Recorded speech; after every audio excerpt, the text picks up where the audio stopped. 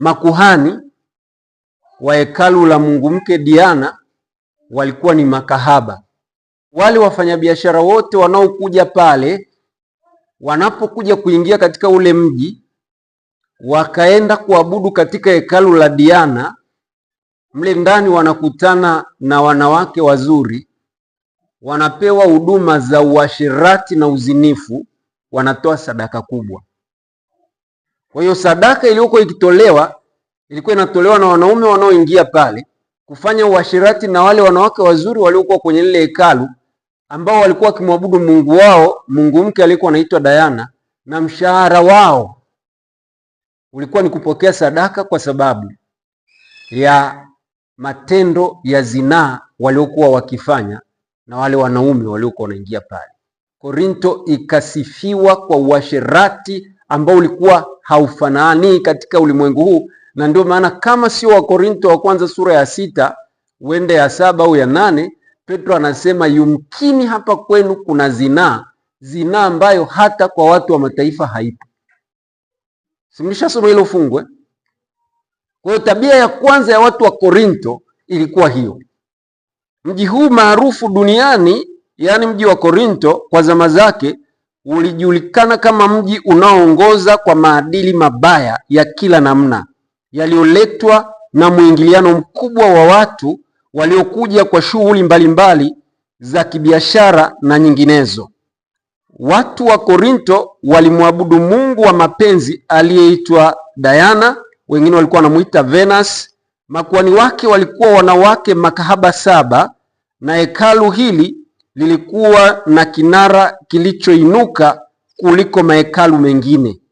Na hii ndio sifa. Unaona, ukifika kwenye mji, watu ambao wamechukua hii nature, utaangalia wametengeneza mahekalu makubwa, alafu yana minara mikubwa kabisa. Hata kama ni makanisa, wamechukua huu utamaduni, ili kwamba unapofika usianze kuuliza watu kanisa liko wapi. Unajua kanisa liko sehemu fulani. Na katika jambo hili, kila aliyekuwa anaingia pale alikuwa haulizi kwamba hekalu la Diana liko wapi, kwa sababu linajulikana lilipo. Paulo alipata wakati mgumu sana kukabiliana na tabia ya uzinzi ndani ya kanisa la Korinto, kwa kuwa walimtumikia Mungu aliyehamasisha mapenzi na uzinifu, na miongoni mwa wasomi wengi walikuwa wafuasi wa hekalu la Diana. Miongoni mwa wasomi walikuwa wako pale. Sasa hapa Paulo anatumwa hapa, na ndio maana nataka niwaambie ndugu zangu Walandanai mnaonisikiliza, hakuna maeneo magumu ambayo mtu akienda kwa maombi alafu akaenda kwa kumtumainia Mungu anashindwa kutoboa. Hakuna eneo gumu mzee Bariki alipo.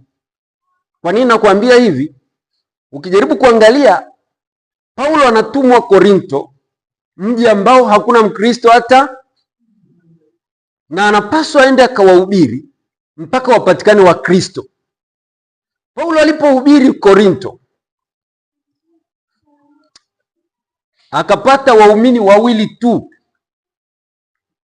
ambao walikuwa anaitwa mmoja Crispo na Gayo. Hao ndio waliomsikiliza. Wewe fikiria umeletwa hapa London sasa hivi, sinaona tulivyo wengi, lakini umepelekwa mahali alafu umehubiri mwaka mzima, hakuna aliyekusikiliza. Unapata waumini wangapi? Anaenda kwa hao wasomi, wanamcheka. Anaenda kwa hao wanawake, wanamcheka, kwa sababu wanawake wanapokwenda kuhudumu katika hekalu la Diana wanaabudu na kupata huduma ya ukahaba.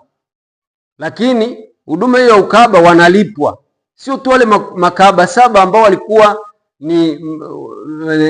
walikuwa ndio wale makahaba 7 waliokuwa makuhani wa hilo hekalu, lakini pia hata wale wengine waliokuwa wanaingia wanawake kule walikuwa ni wateja. Kwa hiyo wanaume wanakwenda kule kuabudu na kupata huduma, wanawake wanakwenda kule wanatoa huduma na kulipwa pesa. Kwa hiyo Korinto yote ikatekwa, kwa sababu biashara ilikuwa ni kubwa. Wasomi wote wako pale, wale wanafalsafa wote wako pale, wanasheria wote wako pale, kila mtu wa maana yuko pale. Na hivyo wakishamaliza shughuli zao wanakimbilia kwenda kuabudu. Wanaenda kuabudu, wanaume wanapewa huduma, wanawake wanatoa huduma, alafu wanaondoka. Alafu unaambiwa sasa upeleke kwenye mji wa starehe namna hii, upeleke huduma ya kuhubiria habari za Kristo pale. Katika kitabu cha Wakorinto wa kwanza sura ya kwanza fungu la 14 anasema hivi: nashukuru kwa sababu sikumbatiza mtu kwenu ila Krispo na Gayo. Paulo ameenda kuwahubiria Wakorinto, hawajalisikia neno kabisa. Akapata hapo wafuasi wangapi? Wawili. Akakasirika, akasema sasa, wakati anawahubiria wakamwambia mambo mawili. Kuna siku moja nilikutana na mtu mmoja akaniuliza swali gumu sana, pale mahali ambapo anasema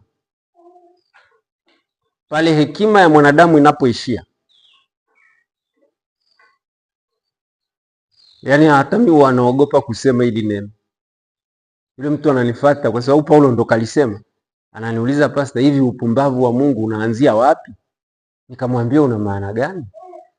Anasema Paulo ameandika hekima ya mwanadamu yaani hekima ya mwanadamu inakoishia ndiko upumbavu wa Mungu unakofanya nini?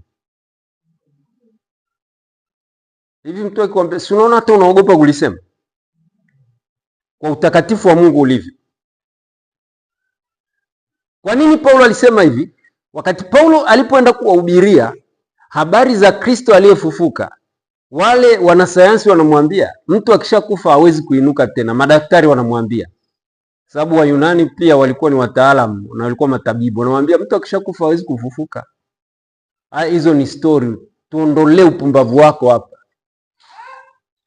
Ndio maana Paulo anasema Injili ni kwa wanaookolewa, neno msalaba kwa wanaopotea ni upumbavu, lakini kwa wanaookolewa ni nini? Ni Injili. Alipata hiyo shida pale. Kwa hiyo Paulo alipohubiri akaona hawajashika Injili, akasema hapa napoteza muda. Paulo akaamua sasa kuondoka. Wakati Paulo anaamua kuondoka, ndipo Mungu anamwambia maneno haya katika kitabu hicho cha Korinto, katika Matendo ya Mitume sura ya 18 fungu la 9 na 12. Matendo ya Mitume 18:9-12 anasema Mungu anamwambia usiondoke hapa Korinto, kwa maana bado nina watu katika mji huu. Naomba nisome. Mungu alimwagiza asikate tamaa kwa kuwa bado kazi ilikuwepo, na hivyo Paulo akabaki Korinto kwa miezi mingine 18. Ukisoma Matendo ya Mitume 18 fungu la 9 na la 12 anasema Bwana akamwambia Paulo kwa maono usiku. Mwanaume amefungasha begi, anataka kuondoka. Kwa nini ninasema haya maneno? Tufike mahali sasa turudi tena tujitathmini.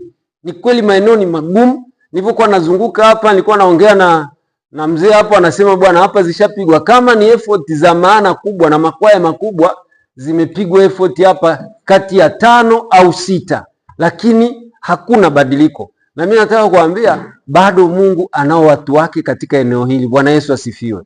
Leo nilipokuwa natembea leo baada ya kutoka kule tulikoenda kwenye nyumba, tulikuwa na mzee hapo, akaitwa na mama mmoja hapo stendi. Akamwambia, mzee, mbona siku hizi hamweki tena ile TV yenu hapa? Mahubiri yanaendelea. Na mimi nikawa namsikiliza tu yule mama. Yule mama akamwambia, jamani, huyu baba anahubiri. Kwa nini hamweki? Sasa mzee akawa anamwambia, basi uangalie kwa jirani hapo.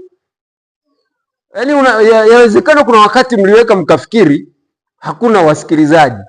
Neno bana likishika, mshale ukimgonga swala leo, Usitake tu kuona kwamba leo anaanguka hapa, ataenda kuangukia mbali. Mimi mwenyewe niligongwa mshale nikiwa shuleni form 1, ndio niligongwa na mtu mmoja tu, ila nilikuja kuamini nimemaliza form 6 na nishaka nyumbani. Ndio siku moja nikasema nimehangaika huku na huku maisha, nimekuwa natafuta, nafanya kazi jioni, nakuja natulia. Ikaletwa effort na pastor mmoja anaitwa Buse, ikawekwa, ilikuwa uwanja wa Geita Kalangalala pale, na mimi nikawa naenda nasikiliza narudi, nasikiliza narudi. Mwisho wa effort nilikuwa nishakata shauri mimi mwenyewe moyoni, na sikujitoa. Yaani sikujitoa, wale yule mchungaji hakuniona, alikuja kukutana na mimi, yeye ni mchungaji na mimi ni mchungaji. Bwana Yesu asifiwe. Lakini mshale alinichoma yeye. Mshale wa kwanza nilichomwa, yeye akaja akamalizia. Kwa hiyo swala zima la kutoa kituo cha satellite nje, swala zima la kuhubiri, yaani inawezekana mliwahubiri watu hapa na hamuwaoni hapa kwa sababu ya ni mapito ya kupita, lakini huenda huko walipo wangekusanywa kwamba wale waliopokea neno la ndani kwa effort iliyofanyika wakaletwa hapa ili kanisa lingejaa, kwa maana mshale ulienda kuwamalizia mbali. Bwana Yesu asifiwe. Kwa hiyo msije mkafika hata siku moja mkafika mahali mkasema hapana pastor, hapa watu ni wagumu. Hakuna. Mimi mshale nimechomewa huko Kwimba, sehemu moja inaitwa Talo Sekondari, nikiwa shuleni huko, lakini nimekuja kuangukia Geita miaka 10 baadaye. Shamaliza shule, niko mtaani na sasa niko katika utumishi wa Bwana, na nilikuwa ni mbishi, yaani nilikuwa ni mbishi, alafu sijui na dharau nilikuwa nimeitoa wapi ya kiimani, yaani kiasi kwamba kuniambia kabisa unaweza ukanichomoa Katoliki hata sikuelewi. Nataka niwaambie kwa neema ya Bwana tunaweza tukafanya mambo makubwa. Msikate tamaa, hata kama mnapiga effort hapo, pigeni. Na mimi nimesema sitatoka hapa bila kuja kupiga effort. Sasa ni nyie tu, mnipe effort rahisi mimi napiga, mnipe ile ya gharama napiga. Yaani mseme pastor, tunataka tuandae effort tulete likwaya kubwa, mimi niko tayari. Au mseme tunataka ka effort kadogo, mimi niko tayari. Subscribe kupata vipindi vyetu. Bonyeza kitufe cha subscribe. Bonyeza alama ya kengele.